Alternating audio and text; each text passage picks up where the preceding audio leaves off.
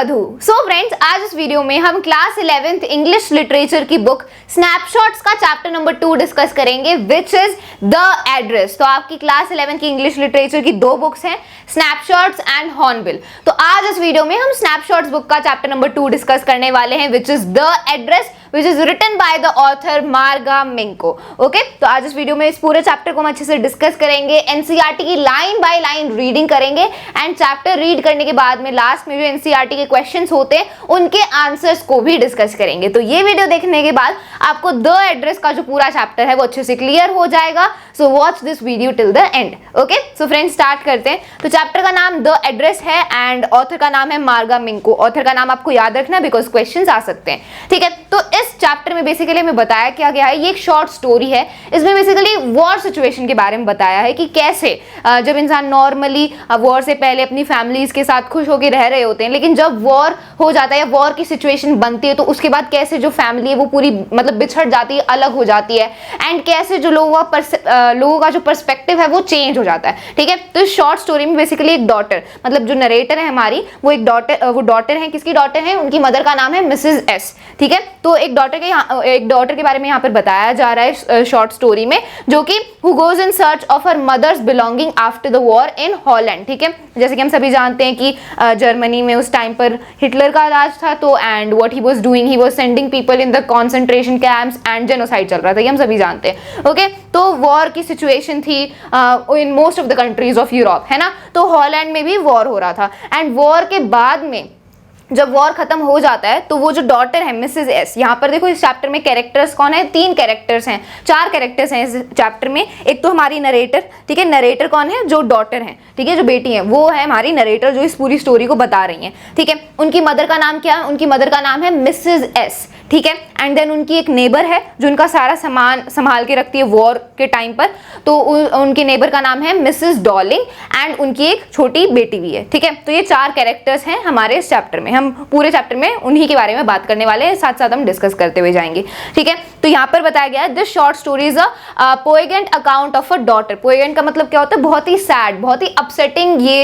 यहाँ पर स्टोरी बताई गई है एक डॉटर के बारे में जो कि अपनी मदर की बिलोंगिंग को ढूंढने जाती है वॉर ओवर होने के बाद में। ठीक है, हुआ क्या होता है कि जब वॉर की सिचुएशन बनती है तो वॉर में तो देखो लड़ाइयाँ होंगी एंड किसी की डेथ हो जाएगी, कोई बचेगा नहीं बचेगा एंड उनका जो सामान है वो भी गुम हो सकता है ना। तो वॉर की सिचुएशन बनने से पहले ये जो नरेटर है एंड इनकी जो मदर है मिसेस एस, ये क्या करती हैं? ये अपने घर का जो सामान है, जो भी वैल्यूएबल चीजें हैं, उनको अपने पड़ोसी को दे देती हैं, नेबर को दे देती हैं, जिनका नाम क्या होता है? मिसेस डॉर्लिंग होता है ना। तो वो सामान अपना सारा उनको दे देती हैं ताकि वॉर जैसे ही खत्म हो तो फिर उनसे उनके पास जाके वापस अपना सामान ले लेंगी, है ना। तो होता क्या है, जब वॉर खत्म हो जाता है तो कोई भी उनकी फैमिली से नहीं बच पाता है, सिर्फ जो डॉटर है, मतलब मिसेस एस की जो डॉटर है, जो हमारी इस चैप्टर के नरेटर है, वही वॉर के बाद में जिंदा बच पाती हैं। तो फिर वो अपने मदर की जो बिलोंगिंग है, मतलब उनका जो सामान है, वो ढूंढने के लिए जाती हैं वॉर ओवर होने के बाद में। तो ये पूरा इस स्टोरी में बताया गया। ठीक है, एंड कैसा वो फील करती हैं, कैसा जो मिसेस डॉर्लिंग है वो उनके साथ बिहेव करती हैं वॉर खत्म होने के बाद में एंड जब वो सामान मांगने आती हैं, तो ये सब हम पूरा डिस्कस करने वाले हैं इसमें। ठीक है, when she finds them, the object evoke memories of her earlier life. However, she decides to leave them all behind and resolves to move on. And फिर होता क्या है, जब जो नरेटर है, मतलब जो हमारी जो नरेटर है जो इस चैप्टर को बता रही है, नरेट कर रही हैं, तो जब वो सारी बिलोंगिंग्स, मतलब अपने सारे सामान को वो ढूंढ लेती हैं, तो फिर उनके जो पास्ट मेमोरीज हैं, जो पुरानी यादें हैं, वो सारी याद आने लगती हैं। होता है ना कि कई बार जो हम किसी अपने बचपन के किसी खिलौने को देख लेते हैं या कोई सामान देख लेते हैं जो हमने अपनी चाइल्डहुड में जिसके साथ हमने अपना टाइम स्पेंड किया, तो फिर हमें वो सारी जो पुरानी यादें हैं वो जो है हमारे माइंड में आ जाती है, हम सारी वो पास्ट मेमोरीज को याद करने लगते हैं। तो वैसा ही नरेटर के साथ भी यहाँ पर होता है। वो जैसे ही सामान लेने जाती हैं अपनी मदर का एंड वो सारा सामान वो देखती हैं, पुराना सामान देखती हैं वॉर से पहले जो उनके पास था, तो फिर वो सारे सामान को देखकर वो सारी जो मेमोरीज हैं वो उन्हें याद आने लगती हैं। ठीक है, वो पास्ट मेमोरीज उनको याद आने लगती हैं एंड वो बहुत ही बुरा फील करती हैं। ठीक है, एंड फिर वो फाइनली डिसाइड करती हैं कि अब ये इन सामान को बार बार देखकर उनको वो पिछली मेमोरीज याद आएंगी एंड वो और ज्यादा दुखी होंगी। तो फाइनली डिसाइड करती हैं कि वो इस सारे सामान को छोड़ देंगे एंड वो अपने लाइफ में आगे मूव ऑन करेंगी। ठीक है, तो रीड करना स्टार्ट करते हैं। सो यहाँ पर बेसिकली सिचुएशन क्या है, यहाँ पर सिचुएशन ये है कि जो नरेटर हैं वो मिसेस डॉर्लिंग के घर गई हैं अपना सामान लेने के लिए, ठीक है। वॉर खत्म हो चुका है एंड सिर्फ नरेटर ही बची हैं वॉर के बाद में। उनकी मदर की डेथ हो चुकी है, मिसेस एस उनका नाम था, उनकी पूरी फैमिली की डेथ हो चुकी है, सिर्फ नरेटर ही बची हैं। एंड अब वो मिसेस डॉर्लिंग के घर गई हैं। मिसेस डॉर्लिंग कौन है? उनकी नेबर, उनकी पड़ोसी, जिनको उन्होंने सामान दिया था वॉर से पहले, है ना, संभाल के रखने के लिए। तो अब वो मिसेस डॉर्लिंग के घर गई हैं, उनके दरवाजे के आगे खड़ी हैं एंड अपने सामान के बारे में वो पूछ रही हैं। तो ये सिचुएशन अभी यहाँ पर है, ठीक है। तो जहां पर भी आप आई देखोगे ना, आई कौन है? आई नरेटर है, वो डॉटर, मिसेस एस की जो डॉटर है, ठीक है, उनके बारे में यहाँ पर बात हो रही है। तो do you still know me? I asked. तो यहाँ पर जो नरेटर हैं वो मिसेस डॉर्लिंग से पूछ रही हैं क्या आप मुझे अभी भी जानते हो? Do you still know me? The woman looked at me searchingly, she had opened the door a chink, I came closer and stood on the step. No, I don't know you. I am Mrs. S daughter. ठीक है।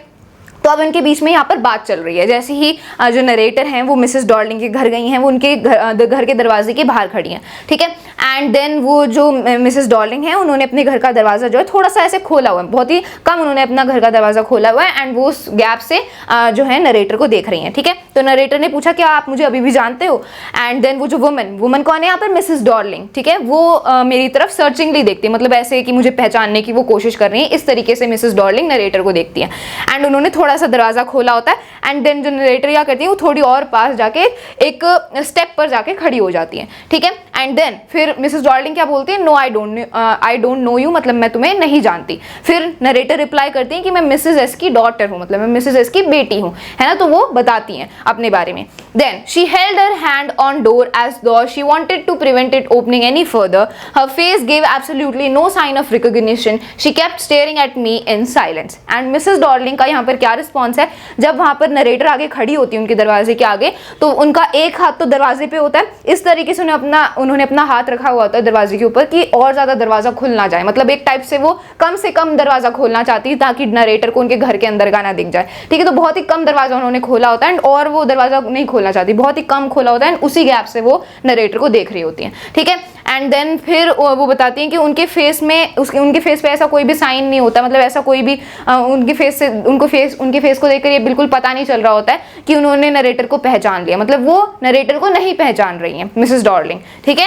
And वो उन्हीं को stair करती जाती है, narrator को बस देख रही होती है साइलेंस में, कुछ बोलती नहीं है। एंड उनको अभी भी जो नरेटर है वो पहचान में नहीं आ रही होती हैं, ठीक है। Perhaps I was mistaken. I thought perhaps it isn't her.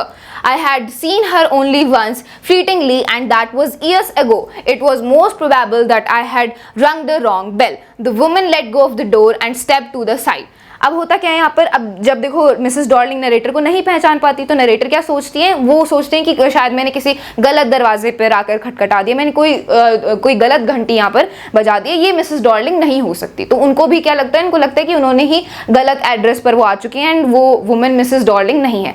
तो नरेटर ऐसा सोचने लगती हैं, ठीक है। एंड फिर वो बताती हैं कि मैंने तो मिसेस डॉर्लिंग को बहुत ही फ्लीटिंगली का मतलब होता है बहुत ही शॉर्ट टाइम, मतलब उन्होंने मिसेस डॉर्लिंग को इतने अच्छे से नहीं देखा होता है वॉर से पहले, है ना। जब वॉर से पहले की सिचुएशन थी तो नरेटर की मदर ने सारा सामान मिसेस डॉर्लिंग को दिया था, लेकिन उस टाइम पर जो नरेटर थी उन्होंने मिसेस डॉर्लिंग को इतना ध्यान से, इतना अच्छे से नहीं देखा था। तो इसीलिए अभी नरेटर को भी थोड़ा डाउट हो रहा था कि मिसेस डॉर्लिंग है या नहीं, शायद मैं ही गलत घर पर आ गई हूँ, गलत एड्रेस पर आ गई हूँ, ठीक है। तो वो बताती हैं। देन एंड फिर जो वुमन मतलब जो मिसेस डॉर्लिंग है वो दरवाजे को छोड़ देती हैं एंड वो मतलब साइड पे जाके खड़ी हो जाती हैं, ठीक है। She was wearing my mother's green knitted cardigan, the wooden buttons were rather pale from washing. She saw that I was looking at the cardigan and half hid herself behind the door, but I knew now that I was right. अब होता क्या है यहाँ पर? अब जैसे ही Mrs Darling दरवाजे को छोड़ के साइड में खड़ी होती हैं तो अब पूरा जो व्यू है वो नरेटर को मिल जाता है, मतलब नरेटर अब मिसेस डॉर्लिंग को पूरा अच्छे से देख पा रही होती हैं, ठीक है। तो वो मिसेस डॉर्लिंग जो होती है उन्होंने क्या पहना होता है? उन्होंने नरेटर की मदर का मतलब मिसेस एस का ग्रीन नेटेड कार्डिगन पहना होता है। कार्डिगन क्या होता है? टाइप से स्वेटर होता है जिसमें बटन्स वगैरह होते हैं, ओके।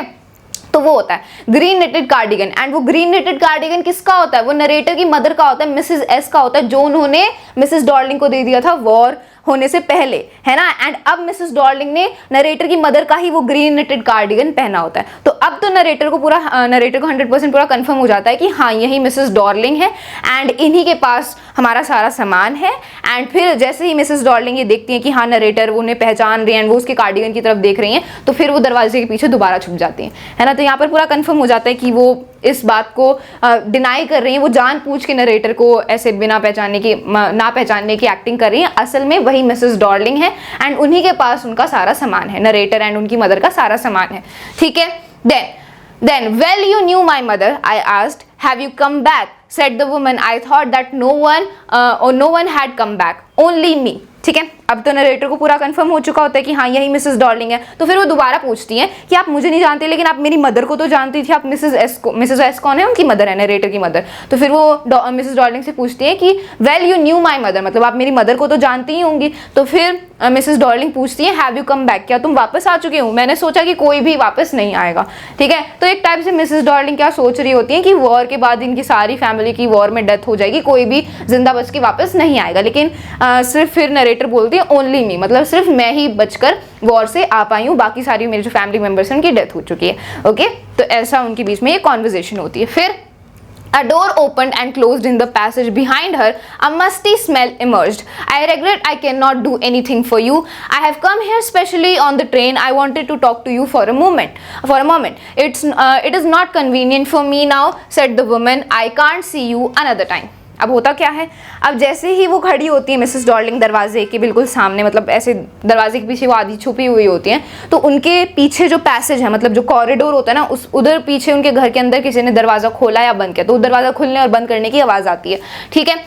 एंड देन फिर जो मिसेस डॉर्लिंग है वो नरेटर को बोलती हैं कि I regret I cannot do anything for you, मतलब मैं तुम्हारी हेल्प नहीं कर सकती, मतलब मेरे पास ऐसा कुछ नहीं कि मैं तुम्हारी हेल्प कर पाऊँ, ठीक है। तो एक टाइप से मना कर देती हैं कि वो नरेटर की कोई हेल्प नहीं कर सकती, मतलब एक टाइप से वो ये बोलते हैं कि मेरे पास तुम्हारा कोई सामान नहीं है, ठीक है।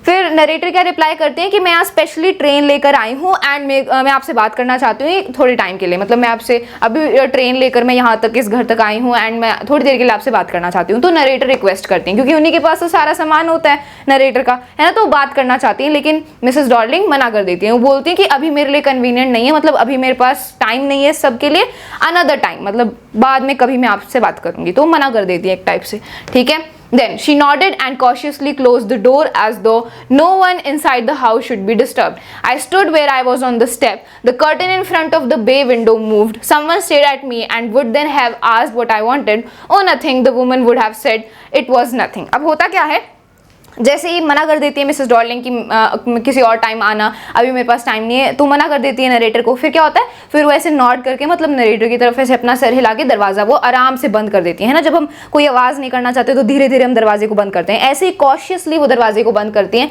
ऐसा लग रहा होता है कि वो इस तरीके से दरवाज़ा बंद कर रही है ताकि घर में किसी को पता ना चले कि बाहर कोई इंसान था, है ना। तो इस तरीके से वो कॉशियसली डोर को क्लोज करती हैं ताकि घर में कोई भी डिस्टर्ब ना हो, किसी को पता ना चले, ठीक है। एंड देन नरेटर वहीं पर खड़ी रहती है जहाँ पर वो थी। एंड देन फिर वो देखती हैं कि उनके घर के सामने ना, उनकी मतलब मिसेस डॉर्लिंग का जो घर है साइड में विंडो है, तो विंडो में जो कर्टन है वो मूव किया, मतलब जो पर्दा है वो हटा एंड वहां पर कोई मतलब ऐसे मूवमेंट कर रहा है। ऐसे नरेटर को पता चलता है कि हाँ यहाँ पर खिड़की पे कोई खड़ा है एंड वो उन्हें देख रहा है ना। तो ऐसा नरेटर को दिखता है एंड वो देख पाती है विंडो से। एंड देन वो जो इंसान जो उन्हें स्टेयर कर रहा होता है वो पूछता है कि ये जो नरेटर है यहाँ पर क्यों आई थी। तो फिर वो जो मिसेस डॉर्लिंग उसको रिप्लाई करती है कि ओ नथिंग, इट वॉज नथिंग, मतलब कोई नहीं था, ऐसी कोई और था, मतलब इट वॉज नथिंग। तो वो मना कर देती हैं, ठीक है। फिर क्या होता है, I looked at the nameplate again. Darling, it said in black letters on white enamel and on the jamb a bit higher the number 46. अब होता क्या है, अब जैसे ही देखो नरेटर को थोड़ा डाउट तो हो रहा होता है कि वो गलत एड्रेस पर तो नहीं आ गई, हो सकता है ये मिसेस डॉर्लिंग का घर ना हो, कोई और हो, है ना। तो फिर वो एड्रेस को दोबारा चेक करती है, वो नेम प्लेट पर देखती है, तो नेम प्लेट के ऊपर डॉर्लिंग ही लिखा होता है, मतलब ये मिसेस डॉर्लिंग का ही घर है एंड वो ब्लैक लेटर से लिखा होता है डॉर्लिंग व्हाइट एनामल के ऊपर।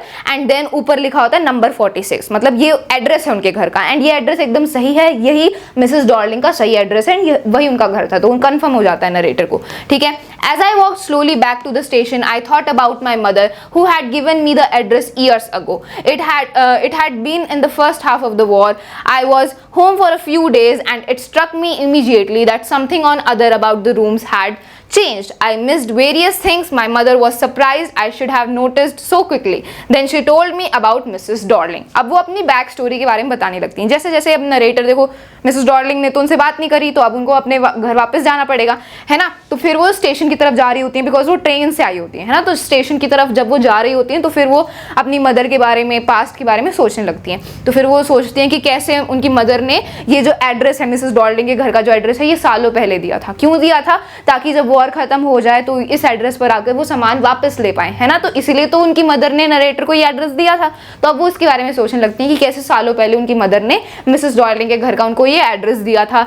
एंड ये वॉर के पहले हाफ में था, मतलब जब वॉर चल रहा था तो उसके पहले हाफ में ऐसा हुआ था, ठीक है.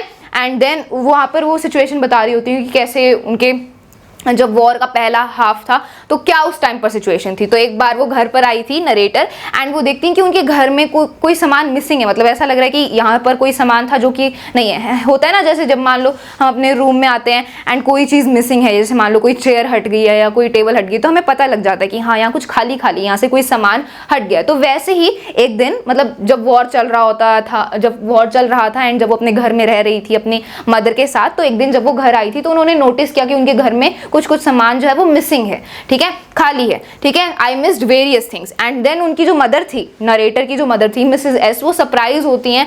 एंड उनकी मदर ये सोचती है कि जो नरेटर है वो बहुत जल्दी नोटिस कर लेंगे कि ये सामान मिसिंग है, लेकिन उनको काफ़ी देर बाद पता चलता है, ठीक है. एंड देन फिर उनकी मदर उन्हें बताती है मिसेस डॉर्लिंग के बारे में, ठीक है. देन जब उनको ये पता चलता है ना कि घर में सामान मिसिंग है, सामान कम हो गया घर में, तो फिर उनकी मदर जो मिसेस एस हैं वो नरेटर को मिसेस डॉर्लिंग के बारे में बताती है कि मिसेस डॉर्लिंग को हमने अपना सारा सामान दे दिया.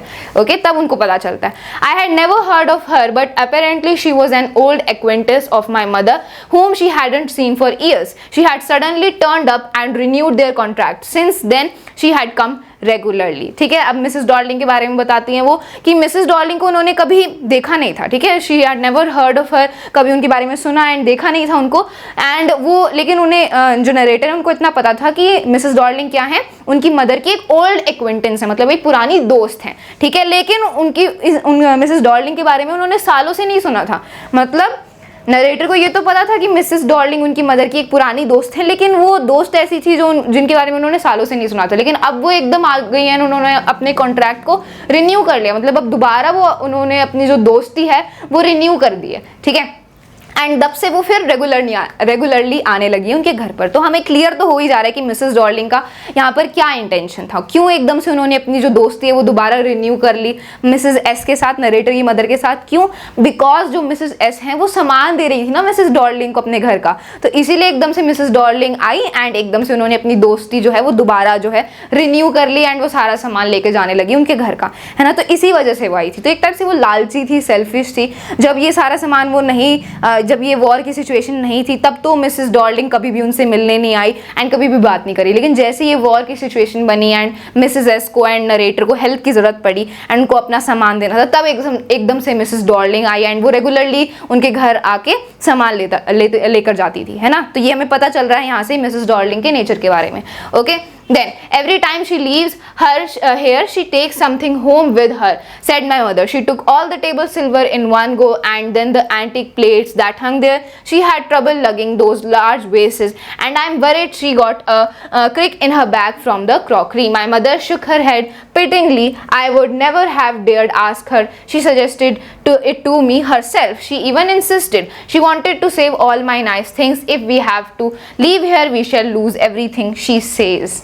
अब यहाँ पर जो उनकी नरेटर की जो मदर है ना मिसेस एस, वो काफ़ी अच्छी लेडी है, वो काफ़ी मतलब इनोसेंट टाइप की हैं. वो समझ नहीं पा रही है कि मिसेस डॉर्लिंग कितनी ज़्यादा सेल्फिश है, ठीक है. एकदम से अब यहाँ पर जो मिसेस एस है, मतलब नरेटर की जो मदर है, वो बता रही हैं एक टाइप से नरेटर को कि जब भी वो हमारे घर में आती है ना, किसकी बात हो रही है यहाँ पर, मिसेस डॉर्लिंग की बात हो रही है कि जब भी वो हमारे घर में आती है ना कुछ हमारे घर से सामान लेकर चली जाती हैं, ठीक है. उन्होंने सारे जो टेबल सिल्वर है, मतलब टेबल पर जो सिल्वर की चीज़ें होती हैं, जैसे चम्मच होते हैं, प्लेट होते हैं, वो एक ही बारी में वो ले गई अपने साथ, ठीक है.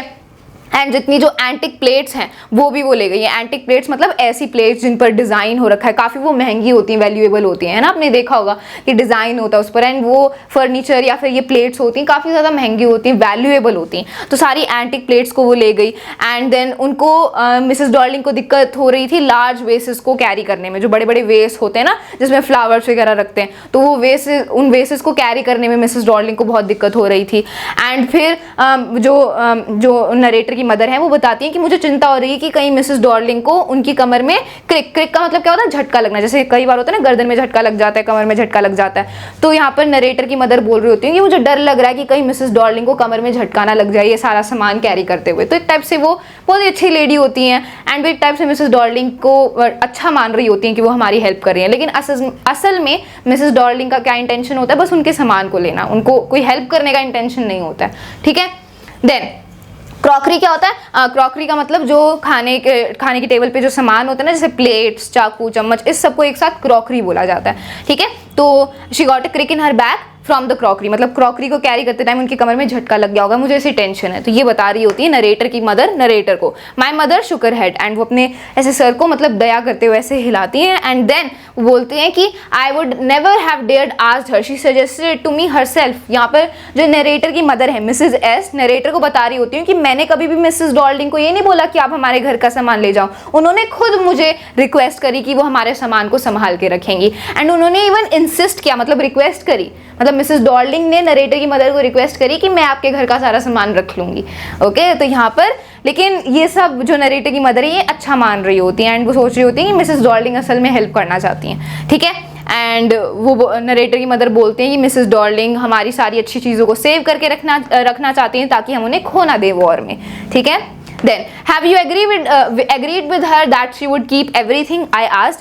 As if that's necessary, my mother cried. It would simply be an insult to talk like that and think about the risk she is running each time she goes out of our door with a full suitcase or bag. ठीक है। और फिर जब ये सारी चीज़ें narrator की mother narrator को बता रही होती हैं तो फिर नरेटर भी अपनी मदर से पूछती हैं कि क्या आपने एग्री कर लिया कि वो हमारा सारा सामान रख सकती हैं, मतलब आपने ये उनसे पूछा कि वो हमारे सारे सामान को संभाल के रखेंगी। तो फिर उनकी मदर क्या रिप्लाई करती हैं कि ये सब ज़रूरी नहीं है, ये उनकी इंसल्ट हो जाएगी, बेइज्जती हो जाएगी अगर मैं उनसे पूछूंगी कि आप हमारा सारा सामान रखोगे या नहीं, मतलब एक टाइप से ये उनकी इंसल्ट हो जाएगी एंड वो इतना ज़्यादा रिस्क भी तो ले रही है, हमारे सारे सामान को वो लेकर जा रही हैं, है ना। तो एक टाइप से नरेटर की मदर काफ़ी अच्छी है नेचर में and she is innocent, okay। Then my mother seemed to notice that I was not entirely convinced. She looked at me reprovingly and after that we spoke no more about it. ठीक है, लेकिन फिर भी narrator को तो विश्वास होता नहीं है कि मिसेस डॉर्लिंग अच्छी लेडी है एंड वो असल में उनकी हेल्प करना चाहती है, तो नरेटर को तो फिर भी विश्वास नहीं होता। तो फिर जो है उनकी मदर को ये पता लग जाता है कि अभी भी नरेटर जो है ये मान नहीं रही है कि वो मिसेस डॉर्लिंग अच्छी हैं एंड वो उनकी हेल्प करना चाहती हैं, इसलिए जो उनकी मदर है वो उनकी तरफ रिप्रूविंगली देखती हैं। रिप्रूविंगली मतलब जैसे जब हम बहुत दुखी होते हैं किसी की तरफ ऐसे हम बहुत ही मतलब एंग्रीली देखते हैं ना, उसको रिप्रूविंगली बोला जाता है, ठीक है। तो उनकी मदर ने नरेटर की तरफ रिप्रूविंगली देखा एंड देन इस मैटर के बारे में उन्होंने कभी भी दोबारा आपस में बात नहीं करी, ठीक है। Meanwhile, I had arrived at the station without having paid much attention to things on the way. I was walking in familiar places again for the first time since the war, but I did not want to go further than was necessary. I didn't want to upset myself with the sight of streets and houses full of memories from a precious time. अब ये सब सोचते सोचते, ये तो सारी past की बात हो रही थी ना, वॉर से पहले की जो सिचुएशन थी, ये सब सोचते सोचते जो नरेटर हैं अब वो स्टेशन तक पहुंच चुकी होती हैं, ठीक है। एंड देन वो जो है सिमिलर स्ट्रीट से वो अपनी सराउंडिंग्स पर इतना ज़्यादा ध्यान नहीं देती, मतलब कौन सी गली से वो होकर जा रही हैं, कहाँ पर वो वॉक कर रही हैं, आसपास अपनी सराउंडिंग्स पर वो इतना ध्यान नहीं देती, इतना टेंशन पे नहीं करती। क्यों नहीं करती? बिकॉज ऑब्वियसली वॉर ओवर होने के बाद में पहली बार वो इस सब से इस सारे मतलब जगहों से दोबारा वो जा रही होती है एंड वो अगर उन घरों को उन गलियों को दोबारा देखेंगी तो वो पास्ट की मेमोरीज जो हैं वो दोबारा उनको याद आएंगी एंड वो दुखी हो जाएंगी, तो अपने आप को अपसेट नहीं करना चाहती थी एंड इसीलिए वो जो पुराना टाइम है उसको याद करके वो दुखी नहीं होना चाहती थी, इसलिए उन्होंने अपने सराउंडिंग्स की तरफ इतना ध्यान नहीं दिया एंड वो स्टेशन पहुंच गई, ओके, ठीक है। Then in the train back I saw Mrs Dorling in front of me again and as I had the first time I met her it was the morning after the day my mother had told me about her. I had got a plate and coming downstairs I saw my mother about to see someone out, a woman with a broad bag. There is my daughter, said my mother. She beckoned to me. The woman nodded and picked up the suitcase under the coat rack. She wore a brown coat and a shapeless hat. अब होता क्या, दोबारा जब वो train में बैठी होती है नरेटर, दोबारा वो अपने पास्ट के बारे में सोचने लगती है। वॉर से पहले जब उनकी मदर थी एंड वो सारा सामान मिसेस डॉर्लिंग को दे रही थी, तो उस टाइम के बारे में दोबारा जो नरेटर है वो सोचने लगती हैं। वो सोचते हैं कि एक दिन जब वो अपने रूम से नीचे आ रही थी, डाउनस्टेयर्स आ रही थी, तो उनकी जब वो नीचे आ रही थी तो उन्होंने, वो उस दिन बहुत ही लेट उठी थी एंड जब वो नीचे आ रही थी, डाउनस्टेयर्स आ रही थी, तो उन्होंने अपनी मदर को देखा था। उनकी मदर जो है किसी को घर से बाहर, मतलब ऐसे बात करते हुए बाहर जा रही थी, ठीक है। एंड वो जो दूसरी उनके साथ लेडी थी, उनकी मदर के साथ जो दूसरी लेडी थी, उनकी जो बैक थी वो काफ़ी ब्रॉड थी, ठीक है, ब्रॉड उनके शोल्डर्स थे, ठीक है। एंड देन जब जैसे ही नरेटर की मदर नरेटर को देखती है नीचे आते हुए, डाउनस्टेयर्स आते हुए, तो उनकी मदर बोलती है देयर इज़ माई डॉटर, मतलब ये मेरी बेटी है। एंड देन वो उनको बेकॉन करते हैं। बेकॉन का मतलब ऐसा जेस्चर करना कि किसी को फॉलो करने के लिए बोला, जैसे हम किसी को बुला रहे थे ऐसे हाथ से उसको ऐसे हम जेस्चर करते हैं, तो इसको बोला जाता है बेकॉन, ठीक है। तो जैसे ही नरेटर जब सीढ़ियों से नीचे उतर रही होती है एंड उनकी मदर मिसेस डॉर्लिंग के साथ होती हैं, ऑब्वियसली यहाँ पर मिसेस डॉर्लिंग की बात हो रही है, तो मिसेस डॉर्लिंग के साथ होती हैं, तो उनकी मदर मिसेस डॉर्लिंग को बोलती है कि ये देखो ये मेरी बेटी है, ओके। एंड वो उनको बुलाती है मिसेस डॉर्लिंग के पास में, okay. The woman nodded and picked up the suitcase and then woman, कौन किसकी बात हो रही है यहाँ पर, मिसेस डॉर्लिंग के बारे में बात हो रही है। वो क्या करती हैं, वो सूटकेस को उठा लेती हैं कोट रैक के जो नीचे होता है। एंड मिसेस डॉर्लिंग ने क्या पहना होता है, एक ब्राउन कोट और एक शेपलेस सी हैट, मतलब उस हैट की कोई स्पेसिफिक शेप नहीं होती है, ठीक है। Does she live far away, I asked, seeing the difficulty she had going out of the house with heavy case. In Marconi Street, said my mother. Number 46, remember that. ठीक है। तो फिर अब देखो मिसेस डॉर्लिंग को पहले बहुत मुश्किल हो रही थी वो सूटकेस उठाते हुए, बिकॉज सामान इतना सारा था, है ना। इनको सारा का सारा जो सामान है वो लेकर जाना चाहती थी अपने घर में। तो जो नरेटर हैं वो ऐसे मतलब वरिड टोन में पूछती हैं कि क्या ये दूर रहती है, मतलब ये इनका घर दूर तो नहीं है, बिकॉज उनको काफ़ी डिफिकल्टी होगी वो सामान कैरी करते हुए, है ना। तो फिर उनकी मदर उनका एड्रेस बताती है, मिसेस डॉर्लिंग का एड्रेस बताती है, मार्कोनी स्ट्रीट का नाम है ये, Markovnikov street and number 46, remember that. मतलब उनकी मदर नरेटर को बोलती हैं कि इस एड्रेस को ध्यान में रखना, ठीक है। इसीलिए इस एड्रेस पर नरेटर गई थी मिसेस डॉर्लिंग से मिलने के लिए, सारे सामान को लेने के लिए, है ना। लेकिन मिसेस डॉर्लिंग ने क्या रिस्पॉन्स किया वो हम जानते हैं, ओके। तो ये एड्रेस उनकी मदर ने बताया था, याद रखने के लिए उन्हें बोला था ताकि वॉर खत्म हो तो वो वहां पर जा पाए, okay. I had remembered it but I had waited a long time to go there. Initially after the liberation I was absolutely not interested in all that stored stuff, and naturally I was also rather afraid of it, afraid of being confronted with things that had belonged to a connection that no longer existed, which were hidden away in cupboards and boxes and waiting in vain until they were put back in their place again, which had endured all those years because they were things, ठीक है। तो यहाँ पर वो बताती हैं कि अब नरेटर दोबारा बताने लगती हैं कि जैसी उनकी मदर ने उनको ये एड्रेस बताया होता है मिसेस डॉर्लिंग के घर का, तो उन्होंने इस एड्रेस को ध्यान रखा, इस एड्रेस को उन्होंने याद रखा, काफ़ी सालों तक उन्होंने इस एड्रेस को याद रखा ताकि जब वॉर खत्म हो तो वो इस एड्रेस पर जाके अपना सारा सामान ले पाएँ, है ना। तो उन्होंने इस एड्रेस को याद रखा, रिमेंबर किया, लेकिन एंड उन्होंने काफ़ी ज़्यादा वेट भी किया उस एड्रेस पर जाने के लिए, उनके घर जाने के लिए। जैसे ही वॉर खत्म हुआ, मतलब लिबरेशन के बाद में, लिबरेशन मतलब जब वॉर खत्म हुआ एंड जितने भी जो मतलब स्लेव्स वगैरह थे, मतलब जितने भी लोग जो थे हार्म थे,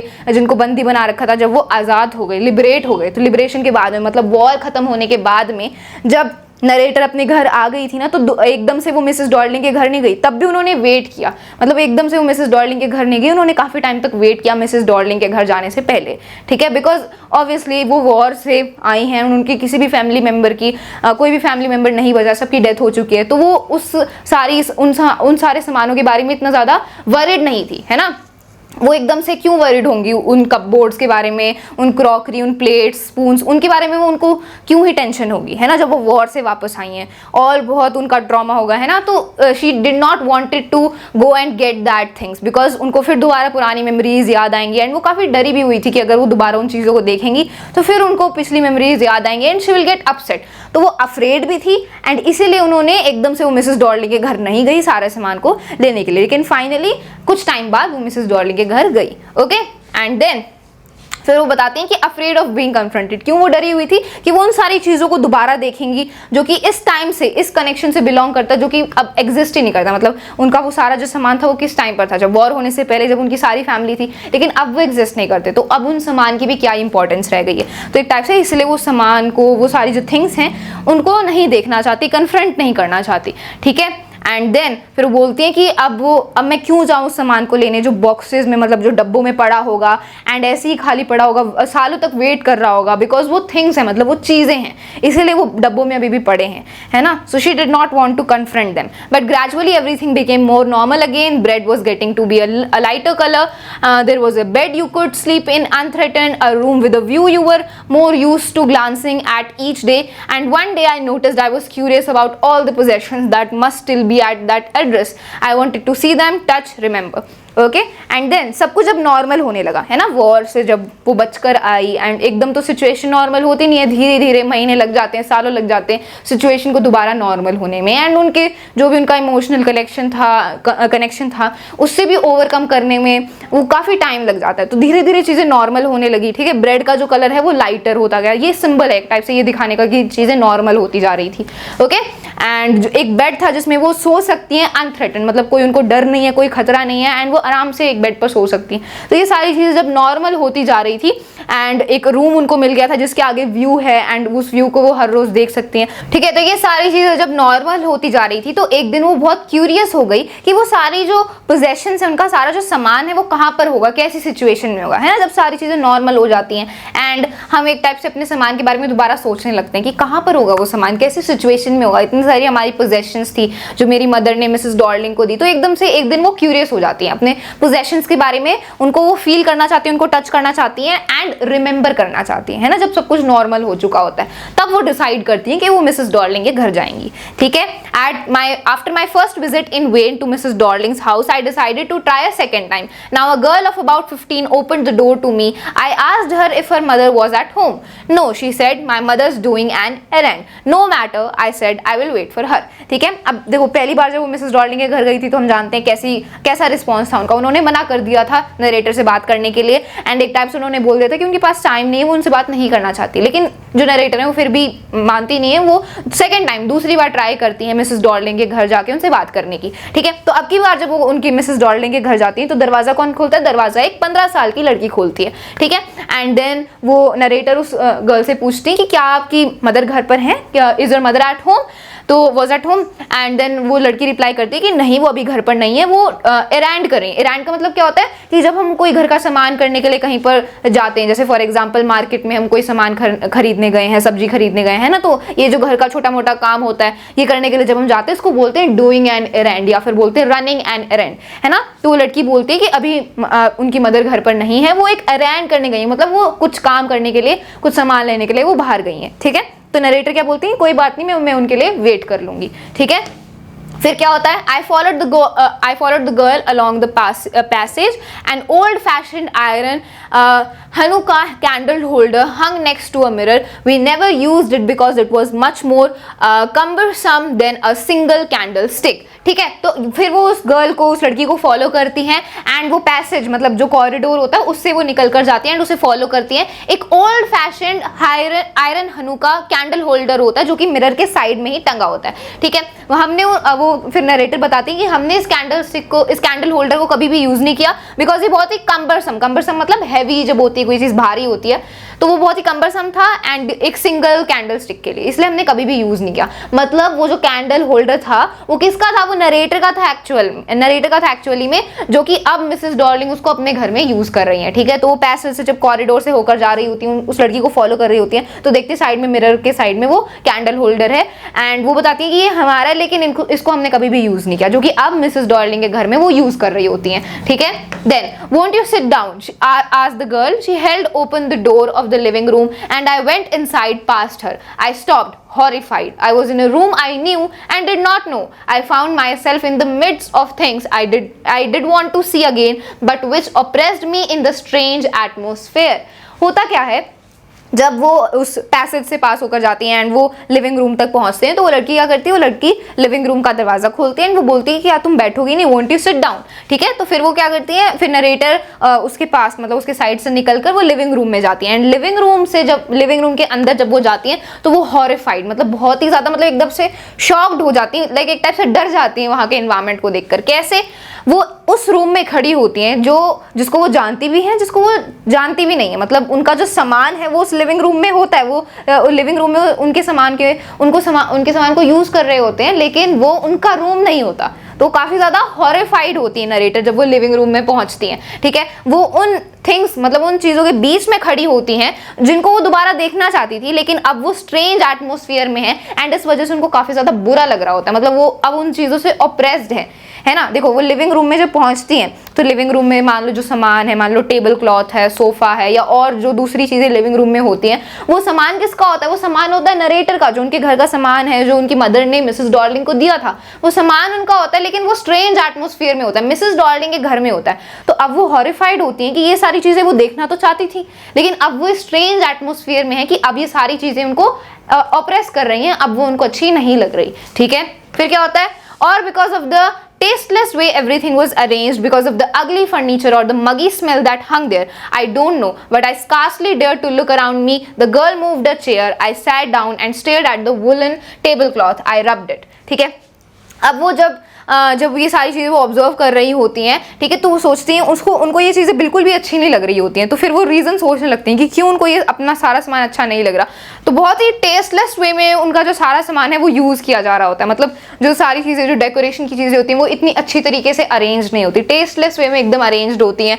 एंड बहुत ही अगली फर्नीचर होता है, मतलब उनका फर्नीचर इतना अच्छा नहीं होता है। मगी स्मेल, मतलब वहाँ पर जो स्मेल है वो इतनी अच्छी नहीं होती वहाँ के एनवायरनमेंट की, है ना, काफ़ी हैवी सी, ह्यूमिड सी वहाँ पर स्मेल होती है, ठीक है। तो इस सारी चीज़ों की वजह से वो सोच रही होती है कि कहीं मुझे अपना ये सामान इन सारे रीजंस की वजह से तो अच्छा नहीं लग रहा, ठीक है। तो वो रीज़न अच्छे से नहीं जानती, लेकिन वो अपने आसपास बिल्कुल भी नहीं देखती है। वो और ज़्यादा अपने आसपास से एनवायरनमेंट को, अपनी चीज़ों को नहीं देखना चाहती, बिकॉज जितना ज़्यादा वो देखेंगी उनको दिख रहा था कि हाँ ये भी हमारा है, ये भी हमारा है, एंड वो और दुखी होती जा रही थी, है ना। तो इसलिए वो अब अपने आसपास नहीं देखती हैं, मतलब लिविंग रूम में के अपने एनवायरनमेंट को नहीं देखती, ठीक है। फिर वो जो लड़की होती है वो एक चेयर मूव करती है एंड देन नरेटर चेयर पर बैठ जाती है, एंड वो वुलन टेबल क्लॉथ होता है, ठीक है, टेबल क्लॉथ होता है ना, टेबल के ऊपर जो कपड़ा बिछाते हैं, तो वुलन टेबल क्लॉथ होता है, उसको अब नरेटर देखने लगती है। फिर वो उसको रब करती है एंड उनकी जो फिंगर्स हैं वो गर्म हो जाती हैं रब करने से, बिकॉज ऑब्वियसली वो वुल का है, okay.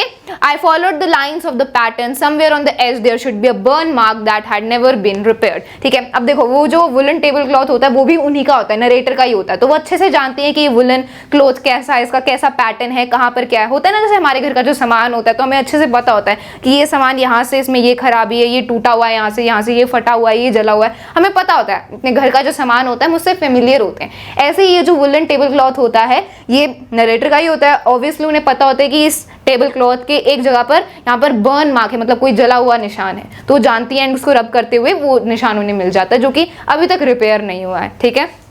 Then my mother will be back soon, said the girl. I have already made tea for her. Will you have a cup? फिर वो लड़की क्या बोलती है कि मेरी मदर जो है वो जल्दी ही वापस आ जाएंगी, उनके लिए मैंने चाय बनाई है, क्या आप भी एक कप चाय लोगे? तो फिर नरेटर बोलती है थैंक यू, मतलब एक टाइप से वो एक्सेप्ट कर लेती है एंड थैंक यू बोल देती हैं। I looked up. The girl put cups ready on the tea table. She had a broad bag just like her mother. She poured tea from a white pot. All it had was a gold border on the lid. I remembered. She opened a box and took some spoons out. ठीक है, अब वो लड़की जो है जो T है उसे पोर करने लगती है, ठीक है। उसने कप्स निकाल ली उस लड़की ने, एंड वो जो कप्स हैं वो टी टेबल पे रख देती है। एंड उसकी वो जो लड़की होती है उसकी भी एक ब्रॉड बैक होती है, उसकी मदर मिसेस डॉर्लिंग की तरह, ठीक है। एंड देन वो क्या करती है, टी पोर करती है वाइट पॉट में से, एंड वो जो वाइट पॉट होता है उसका एक गोल्ड कलर का बॉर्डर होता है, जो कि नरेटर को याद होता है, बिकॉज वो जो वाइट पॉट है, वो जो सामान है वो सारा उन्हीं का है, तो उनको सारी डिटेल्स जो है पता होती हैं, याद होती हैं, ठीक है। एंड देन वो लड़की एक बॉक्स खोलती है जिसमें से वो चम्मच निकालती है, स्पून्स निकालती है। That's a nice box, I heard my own voice, it was a strange voice as though each sound was different in this room. Oh, you know about them? She had turned round and brought me my tea. She laughed. My mother says it is antique. We have got lots more. She pointed round the room. See for yourself. ठीक है।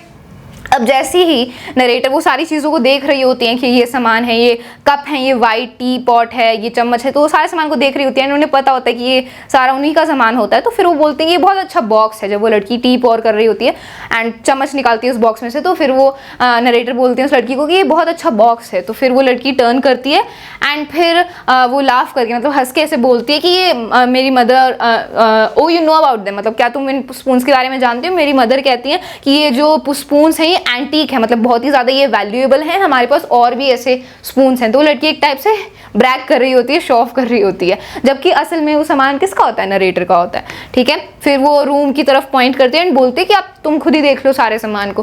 ठीक है, I had no need to follow her hand, I knew which things she meant, I just looked at the still life over the tea table, as a child I had always fancied the apple on the pewter plate. ठीक है, तो जब वो लड़की बोलती है कि तुम ही रूम में आसपास देख लो कि कैसा कैसा सामान है, तो नरेटर बोलते हैं कि मुझे उसके बोलने पर मुझे सारे रूम को देखने की जरूरत नहीं थी, बिकॉज मुझे पता था कि कैसा मेरा कौन सा सामान है एंड कैसे उनको यहाँ पर यूज किया जा रहा है, उन्हें ऑलरेडी नरेटर को अच्छे से पता है। ठीक है, वो स्टिल लाइफ, मतलब स्टिल लाइफ क्या है, पेंटिंग की एक ये फॉर्म है, तो वो स्टिल लाइफ की तरफ देख रही होती है टी टेबल के ऊपर जो होती है। एंड एज अ चाइल्ड उन्होंने हमेशा ये सोचा होता है, ये फैंसी किया होता है, जो एप्पल बनी होती है pewter प्लेट के ऊपर, मतलब वो जो स्टिल लाइफ पेंटिंग होती है वो भी किसकी होती है, नरेटर की होती है। जब वो बचपन में, जब वो छोटी थी, तो वो स्टिल लाइफ पर एप्पल जो बनी होती है उसको देखती थी, है ना। तो अभी वो जो स्टिल लाइफ लगी होती है तो उसको वो देख रही होती है। We use it for everything she said, once we even ate of the plates hanging there on the wall. I wanted to so much but it wasn't anything special. ठीक है, अब वो लड़की अपने घर के सारे सामान के बारे में बता रही होती है नरेटर को। वो बोलती है कि इन सारे सामानों को हम हर एक चीज़ के लिए यूज़ करते हैं, हमने ये जो एंटीक प्लेट्स हैं इनमें से एक बार खाना भी खाया था एंड मेरे को इसमें से खाना खाने का बहुत मन करता था, लेकिन जब मैंने इनमें से खाना खाया तो मुझे पता चला कि कुछ भी स्पेशल नहीं है, ये नॉर्मल प्लेट्स ही हैं। ठीक है, I had found the burn mark on the table cloth, the girl looked questioning at me. ठीक है, तो फिर जैसे ही जो नरेटर होती हैं उनको वो बर्न मार्क मिल जाता है टेबल क्लॉथ पर, है ना, तो वो उस बर्न मार्क को देख रही होती है नरेटर। तो अब वो लड़की जो है बिल्कुल ऐसे शक की निगाहों से नरेटर को देखते हैं कि वो ऐसे क्यों देख रही है टेबल क्लॉथ को, है ना। Yes, I said, you get so used to touching all these lovely things in the house, you hardly look at them anymore. You only notice when something is missing because it has to be repaired or because you have lent it, for example. तो एक type से narrator ये बोल तो रही होती है उस लड़की को, लेकिन वो अपने आप के लिए ये सारी बातें बोल रही होती हैं। ठीक है, तो जब वो लड़की नरेटर को देखती है तो नरेटर क्या बोलते हैं कि हाँ, ये सारी चीज़ों को तुम रोज़ यूज़ करते होगे, टच करते होगे, तो मतलब अब तो तुम इन सारी चीज़ों को नॉर्मल हो गए होगे, इनको यूज़ करने में यूज टू हो गए होगे, है ना, इन चीज़ों को देखकर। एंड अब तो इनको तुम दोबारा देखते भी नहीं होगे, है ना, बिकॉज हम किसी भी चीज़ को तभी नोटिस करते हैं जब कोई चीज़ मिसिंग होती है, जब हमारे पास नहीं होती, तभी हम उसकी इंपॉर्टेंस को समझ पाते हैं, है ना। जैसे फॉर एग्जांपल मान लो किसी चीज़ को हमने रिपेयर करने के लिए भेज दिया, या फिर किसी को हमने लेंट कर दिया है, किसी को हमने अपना सामान दे दिया है, तब जब सामान हमारे पास नहीं होता तब हम उसको मिस करते हैं। तो एक टाइप से यहाँ पर जो नरेटर है वो मिसेस डॉर्लिंग के बारे में बता रही होती है कि कैसे वो अपने बारे में बता रही होती है कि कैसे उन्होंने अपने सामान को मिसेस डॉर्लिंग को लेंट किया होता है ना, लेकिन अब उनका सामान जो है मिसेस डॉर्लिंग ही यूज कर रही हैं। ठीक है, Then again I heard the unnatural sound of my voice and I went on. उनकी वॉइस जो थी वो प्रॉपर भी नहीं थी, बिकॉज ऑब्वियसली वो एक अलग एनवायरनमेंट में है, वो काफ़ी इमोशनल भी फील कर रही है, तो उनकी वॉइस जो है नॉर्मल नहीं थी, अननेचुरल सी थी। ठीक है, फिर वो बोलती हैं, I remember my mother once asked me if I would help her polish the silver, it was a very long time ago and I was probably bored that day और perhaps I had to stay at home because I was ill, as she had never asked me before. I asked her which silver she meant and she replied surprised that it was the spoons, forks and knives, of course. That was the strange thing. I didn't know the cutlery we ate of every day was silver. ठीक है, and then वो लड़की अपने सामान के बारे में दोबारा बताने लगती है कि एक बार मेरी मदर ने मुझे बोला था कि क्या मैं उनकी हेल्प करूंगी सिल्वर पॉलिश करने में, बिकॉज उनका जो प्लेट्स वगैरह जो सारा सामान होता है वो सिल्वर का बना होता है ना। तो सिल्वर पॉलिश करने के लिए उनकी मदर कौन, मिसेस डॉर्लिंग, उस लड़की की जो मदर है, वो उनसे पूछती हैं। ठीक है, एंड ये बहुत टाइम पहले था, ये सब कौन बोल रहा है, वो लड़की बोल रही है कि बहुत टाइम पहले था जब मेरी मदर ने ऐसा मेरे से पूछा था, एंड मैं उस दिन बहुत ही ज़्यादा बोर हो रही थी एंड खाली थी एंड मैं बीमार थी, नहीं मैं उस दिन बहुत बोर हो रही थी एंड मेरे को घर पर रहना पड़ रहा था बिकॉज मैं बीमार थी, एंड उन्होंने कभी मेरे से ऐसा पूछा भी नहीं था, कभी मेरी हेल्प नहीं मांगी थी, इसलिए मैंने उनसे पूछा कि आप कौन से सिल्वर की बात कर रहे हो। तो फिर वो रिप्लाई करती है, मिसेस डॉर्लिंग रिप्लाई करती है कि जो स्पून्स, जो फॉक्स एंड नाइफ जिनसे वो खाना खाते हैं उस सिल्वर की वो बात कर रही है। तो फिर वो लड़की बोलती है कि ये काफ़ी स्ट्रेंज चीज़ थी, बिकॉज पहले मुझे नहीं पता था कि ये जो हमारा सारा जो क्रॉकरी है, जो हम जिस सामान से हम खाना खाते हैं वो सिल्वर का बना है। ठीक है, तो वो लड़की बताती है नरेटर को। ठीक है, फिर वो हंसती है दोबारा, the girl laughed again, I bet you don't know it is either, I looked intently at her. Okay, and then वो लड़की बोलती है कि एंड मैं मैं मतलब बेट लगाती हूँ कि तुम्हें भी नहीं पता होगा कि ये सारी चीज़ें सिल्वर की बनी है। एंड फिर नरेटर उसको इंटेंटली मतलब ध्यान से देख रही होती है। What we eat with, she asked. Well do you know, she hesitated, she walk to the sideboard and wanted to open a drawer, I look it's in here. ठीक है, and what we eat with मतलब फिर जो लड़की पूछती है कि हम जो नहीं, ये सेंटेंस किसने बोला, ये सेंटेंस बोला है नरेटर ने कि आई बेट कि तुम्हें अभी नहीं पता होगा कि ये सिल्वर का बना है। ओके, एंड देन वो लड़की पूछती है कि जिससे हम खाना खाते हैं, तो फिर वो जो नरेटर वो दोबारा पूछती है कि क्या तुम्हें पता है, तो फिर वो हेजिटेट करती है एंड थोड़ा रुकती है एंड देन वो साइड बोर्ड के पास जाती है एंड एक ड्रॉर खोलती है एंड बोलती है मैं इसमें देखती हूँ यहाँ पर ये सारी चीज़ें रखी हुई हैं। ठीक है, लेकिन फिर एकदम से नरेटर खड़ी हो जाती है, jumped up, I was forgetting the time, I must catch my train. And अब एकदम से नरेटर को वो सारा सामान दोबारा नहीं देखना होता है, बिकॉज ऑब्वियसली वो अच्छा फील नहीं कर रही होती अपने सामान को किसी स्ट्रेंज एटमोसफियर में देखते हुए कि कोई और उनके सामान को यूज़ करा जिसको वो पहले यूज़ करती थी। तो she was not feeling at her best, है ना। तो फिर वो जब वो दोबारा लड़की सारा सामान दोबारा दिखाने की कोशिश करती है तो एकदम से वो खड़ी हो जाती है, वो बोलती है कि मैं टाइम तो भूल ही गई, ज़्यादा टाइम हो गया, मुझे जाना चाहिए, ट्रेन पकड़नी है मुझे, है ना। तो वो मना कर देती हैं, जाने लगती हैं। She had her hand on the drawer, don't you want to wait for my mother. फिर वो पूछते हैं कि क्या तुम्हें मेरी मदर के लिए वेट नहीं करना, बिकॉज वो मदर से मिलने ही तो आई थी, मिसेस डॉर्लिंग से मिलने आई थी। तो फिर नरेटर मना कर देती है, नहीं, आई मस्ट गो, मतलब मुझे जाना चाहिए। एंड देन वो डोर तक चली जाती है एंड फिर वो जो गर्ल है फिर वो ड्रॉर खींचती है एंड वो बोलती है आई कैन फाइंड माई नहीं, फिर वो जो लड़की वो जो ड्रॉर है उसको ओपन करती है, वो बोलती है I can find my own way, as I walk down the passage I heard the jingling of spoons and forks. ठीक है, एंड जो नरेटर है वो अपने आप रास्ता ढूंढ के चली जाती है पैसेज के थ्रू एंड देन वो सुनते हैं कि पीछे जो स्पून्स हैं उनकी जिंगलिंग की आवाज़ आ रही है। ठीक है, मतलब जैसे स्पून काफ़ी सारे चम्मचों को जब हम एक साथ पकड़ते हैं तो आवाज़ आती है ना, तो वो आवाज़ आ रही होती है जैसे ही वो पैसेज से बाहर जा रही होती हैं घर के। ठीक है, at the corner of the road I looked up at the name plate Marconi Street, it said. I had been at number 46. The address was correct, but now I didn't want to remember it anymore. ठीक है, अब वो घर से बाहर आ जाती हैं, दोबारा वो नेम प्लेट पर एड्रेस देखती हैं वेरीफाई करने के लिए। दोबारा एड्रेस क्या लिखा होता है नेम प्लेट पर, मार्कोनी स्ट्रीट एंड नंबर 46, मतलब एड्रेस तो बिल्कुल सही है, यही है मिसेस डॉर्लिंग के घर का एड्रेस। लेकिन अब नरेटर उस एड्रेस को दोबारा याद नहीं रखना चाहती। ठीक है, I wouldn't go back there because the objects that are linked in your memory with familiar life of former times instantly lose their value when severed from them. You see them again in strange surroundings. अब वो दोबारा क्यों नहीं जाना चाहती, क्यों नहीं दोबारा उस सामान को वो लेना चाहती, बिकॉज अब उन्होंने अपने सारे सामान को एक स्ट्रेंज एटमोसफियर में देख लिया एंड कोई और उनको अलग तरीके से यूज कर रहा है। तो अब उनकी जो वैल्यू एक टाइप से खत्म हो गई है नरेटर के लिए, तो इसीलिए अब वो इस एड्रेस को याद नहीं रखना चाहती है, अपने सामान को दोबारा लेना भी नहीं चाहती। Okay, and then and what should I have done with them in a small rented room where the shreds of blackout paper still hung along the windows and no more than a handful of cutlery fitted in the narrow table drawer। and वो बोलती है मुझे सारे सामान की जरूरत भी नहीं है, बिकॉज एक छोटे से रेंटेड रूम में मैं ये सारा सामान कहाँ फिट करूंगी, जहाँ पर अभी भी ब्लैकआउट पेपर जो है विंडोज मतलब खिड़कियों के आगे टंगे हुए हैं एंड इतना छोटा सा ड्रॉर है कि उसमें सारा ये जो सामान है ये फिट नहीं हो पाएगा। तो बोलती है मुझे सारे सामान की जरूरत भी नहीं है। I resolved to forget the address of all the things I had to forget, that would be the easiest. And फिर वो बोलती हैं कि वो इस एड्रेस को मतलब अपने मन में वो सोचते हैं कि वो इस एड्रेस को भूल जाएंगी, दोबारा वो कभी यहाँ पर नहीं आएंगी। एंड वो सोचते हैं कि सारी चीज़ें जो भी मुझे भूलनी है अभी तक जो कुछ हो गया है उसमें से सबसे ईजी तो इस सामान को भूलना ही है, मतलब सबसे ईजीएस्ट तो इसको भूलना है। मतलब अब देखो वॉर हुआ है ना, उनकी सारी फैमिली मेम्बर्स की डेथ हो गई, उनकी मदर की डेथ हो गई एंड उनका जो सारा सामान है वो मिसेस डॉर्लिंग के पास है जो अब वो यूज़ कर रही हैं। तो ये सारी जो हैपनिंग्स हैं, सारा जो ट्रॉमा है, इमोशनल जो बैगेज उनके ऊपर है, ये सब कुछ उन्हें भूलना होगा ना एंड आगे मूव ऑन करना होगा। तो इस सारी चीज़ों में से सबसे ईजी भूलना, सबसे ईजी अगर किसी चीज़ को भूलना होगा तो वो ये सामान है, बिकॉज सामान को तो इजीली भूला जा सकता है, थिंग्स हैं वो तो, लेकिन जो इमोशंस होते हैं उनको ओवरकम करना डिफिकल्ट होता है। तो वो सोचते हैं कि जितनी भी चीज़ें मुझे भूलनी है, इतना कुछ बुरा हो चुका है एंड इतनी सारी चीज़ों को मुझे भूल के आगे मूव ऑन करना है, उसमें से सबसे ईजी इन चीज़ों को, इन थिंग्स को भूलना है। So it would be the easiest to forget them. ठीक है, तो वो ऐसे सोच के मूव ऑन करती है and she decides she would never come back here for her possessions and belongings. Okay, तो यहाँ पर ये जो हमारी दो एड्रेस वाला जो चैप्टर है ये खत्म हो जाता है। हमने एनसीईआरटी की लाइन बाय लाइन रीडिंग करी एंड आई होप आपको अच्छे से क्लियर हो गया।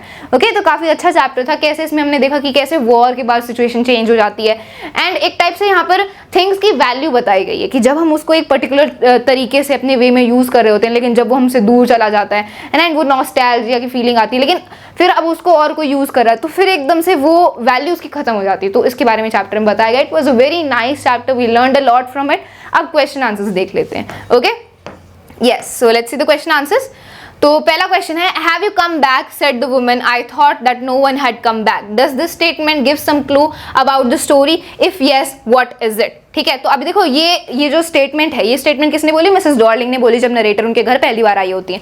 ठीक है, तो मिसेस डॉर्लिंग पूछते हैं कि क्या तुम वापस आ गई हो? मैंने सोचा कि कोई भी वापस नहीं आएगा। तो इस स्टेटमेंट से हमें स्टोरी के बारे में क्या पता चल रहा है? यहाँ पर हमें वॉर के बारे में पता चल रहा है कि हॉलैंड में वॉर हो रहा था। उस वॉर की वजह से जो नरेटर है, उनकी मदर है, उन्होंने अपना सारा सामान मिसेस डॉर्लिंग को दे दिया था, है ना। एंड अब वॉर ओवर होने के बाद सिर्फ नरेटर ही बची हैं एंड अब वो मिसेस डॉर्लिंग के पास आई है सामान लेने के लिए। तो इस स्टेटमेंट से हमें ये पता चल रहा है कि मिसेस डॉर्लिंग ये पूछें कि क्या तुम वॉर से वापस आ गई हो? तो यहाँ पर हमें वॉर के सिचुएशन का पता चल रहा है। मिसेस डॉर्लिंग ये एक्सपेक्ट करती है कि कोई भी उनके फैमिली मेंबर नहीं बचेगा एंड सारा सामान वही यूज कर लेंगे, लेकिन असल में नरेटर बच जाती है ना। तो यहाँ पर हमें स्टोरी के बारे में पता चल रहा है, कॉन्टेक्स्ट का हमें पता चल रहा है। The story is divided into pre war and post war times. What hardships do you think the girl underwent during these times? तो प्री वॉर मतलब वॉर के पहले की सिचुएशन, पोस्ट वॉर मतलब वॉर के बाद की सिचुएशन। तो स्टोरी इस दो टाइम पीरियड में डिवाइडेड है ना। तो इससे हमें क्या पता चल रहा है कि उस जो लड़की थी, जो नरेटर थी, उसने क्या क्या हार्डशिप्स फेस करी। तो हम देखते हैं कि प्री वॉर सिचुएशन में तो देखो वो अच्छे से अपनी लाइफ जी रही होती है एंड एक टाइप से जब वॉर की पहली सिचुएशन होती है तब भी वो पूरे एक कंफर्टेबल लाइफ नहीं जी रहे होते हैं, बिकॉज वॉर का उनको डर होता है ना, कि कभी भी आपके हमला हो सकता है उनके ऊपर एंड वो डरे हुए होते हैं। इसलिए तो अपना सारा सामान वो मिसेस डॉर्लिंग को दे देते हैं। तो वो जो लड़की होती है उसको वो देखती है कैसे इसके सारा घर का जो सामान है वो किसी और को दिया जा रहा है ना। तो प्री वॉर की ये सिचुएशन थी, वो अपनी मदर के साथ रहती है। लेकिन पोस्ट वॉर जब वॉर खत्म हो जाता है तो और भी ज़्यादा उसको हार्डशिप्स फेस करनी पड़ती है, बिकॉज देखो वॉर में उसकी कोई फैमिली मेम्बर नहीं बचता, उसकी मदर की डेथ हो जाती है ना। And she is like suffering from a lot of trauma. And जब वो वॉर ओवर होने के बाद जब वो वापस आती है तो फिर वो एक छोटे से रूम को रेंट करती है, वहाँ पर वो रहने लगती है, उसके साथ कोई भी नहीं होता, वो अकेली होती है ना। एंड देन वो जब चीज़ें नॉर्मल होने लगती हैं दोबारा वो अपने सामान की मतलब अपने सामान को ढूंढने के लिए मिसेस डॉर्लिंग के पास जाती हैं, लेकिन फिर उन्हें पता चलता है कि उनका जो सामान है वो सारा का सारा वही यूज़ कर रही हैं। तो एक टाइप से ये एक और हार्डशिप वो फेस कर रही हैं कि उनका वो इस होप में, इस उम्मीद में जाते हैं कि उनको उनका सामान तो वापस मिल जाएगा ताकि वो कुछ मेमोरीज को, कुछ चीज़ों को अपने साथ रख पाएँ, है ना, ताकि वो याद कर पाएँ अपने पिछले टाइम्स को एंड कुछ तो उनके पास हो जो उसको जो उनको पिछले टाइम्स पुराने टाइम की याद दिलाए, है ना। लेकिन अब वो भी जो चीज़ें हैं वो कोई और उनको यूज़ कर रहा है। तो एक टाइप से उस लड़की के पास, उस गर्ल के पास, नरेटर के पास कुछ बचा नहीं है जो वो रिलेट कर पाए, जिसको वो एक टाइप से मेमोरी की तरह रख पाए फॉर द पास्ट टाइम्स, है ना। तो ये सारी जो हार्डशिप्स हैं the girl went throughout all of the chapter in the pre-war situation and the post-war situation. ठीक है, ये आंसर्स हम डिस्कस कर रहे हैं. The lines you can write it by yourself. Why did the narrator of the story want to forget the address? क्यों forget करना चाहती है वो एड्रेस को? बिकॉज ऑब्वियसली पहले वो एड्रेस को फॉरगेट नहीं करना चाहती थी, बिकॉज वो अपने सारे सामान को वापस लेना चाहती थी. लेकिन जब वो देखती कि उसके सारे घर की जो बिलोंगिंग्स हैं, पोजेशंस हैं, उनको मिसेस डॉर्लिंग अपने घर में यूज़ कर रही हैं इतने टेस्टलेस वे में एंड एक टाइप से एक सही इन्वायरमेंट नहीं है एंड उसको अलग अलग तरीक़ों से अब वो यूज़ कर रही हैं, उसकी इंपॉर्टेंस को नहीं समझ रही हैं, तो एक टाइप से वैल्यू उनके लिए ख़त्म हो गई है उस सामान की, है ना. अब वो दोबारा लेकर भी जो है उसकी वो जो दोबारा जो वैल्यू है वो जो है उसको दोबारा अंडरस्टैंड नहीं कर पाएंगे. अब वो खत्म हो गई है उस सामान की वैल्यू, बिकॉज अब उसको कोई और यूज़ कर रहा है एंड अब उनके पास इतनी कैपेसिटी भी नहीं है कि वो सारे सामान को अपने उस छोटे से रूम में एडजस्ट कर पाएं, बिकॉज उनका रूम पहले बहुत छोटा है एंड इतनी जगह भी नहीं है. तो इसलिए वो अब उस एड्रेस को भूलना चाहती हैं, वहाँ पर वो नहीं जाना चाहती. The address is a story of human predicament that follows war comment. ठीक है, तो ये जो स्टोरी थी, है ना, इस स्टोरी में हमने पूरा डिस्कस किया ह्यूमन प्रेडिकेमेंट मतलब सैडनेस, वॉर के बाद जो बुरी सिचुएशन बन जाती है ना, लोगों को इतने इमोशनल बैगेज से सफ़र करना पड़ता है, लाइक अपने वो क्लोज्ड वन, लव वंस को खो देते हैं, है ना. तो ये जो ह्यूमन प्रेडिकेमेंट की जो स्टोरी है, ये स्टोरी है द एड्रेस, जो कि वॉर के बाद में होती है. तो उसको इस स्टेटमेंट के ऊपर आपको कमेंट करना है कि कैसे वॉर के बाद जो सिचुएशन है वो उस लड़की के लिए और ज़्यादा डिफिकल्ट हो गई है ना. शी बिकेम लोनली एंड वो उन पास्ट मेमोरीज को दोबारा याद नहीं करना चाहती थी, अपनी सराउंडिंग्स को देखना नहीं चाहती थी, बिकॉज वो पुरानी यादें उसको दोबारा उसको याद आ रही थी and she was getting upset, है ना. तो कैसे वॉर के पहले उसकी सिचुएशन थी एंड बाद में देखो वो सारे सामान, अपने सामान को भी वो वापस नहीं ले पाती बिकॉज कोई और उसे यूज करने लगता है ना, and then she has become lonely, कोई उसका फैमिली मेंबर नहीं बचा है। तो ये ह्यूमन प्रेडाक्यूमेंट की स्टोरी है वॉर के बाद में जो होती है, तो उसको पूरी स्टोरी को आप इस आंसर में डिस्क्राइब कर दोगे बिकॉज ये लॉन्ग आंसर टाइप क्वेश्चन है, ठीक है। ये ऑलरेडी हम चैप्टर में पढ़ भी चुके हैं। So this was your chapter the address, बहुत ही अच्छा चैप्टर था एंड हमने इसकी एनसीईआरटी की लाइन बाय लाइन रीडिंग करी। आई होप कि आपको ये सारा चैप्टर अच्छे से क्लियर हो गया है। That's all for this video, thank you so much.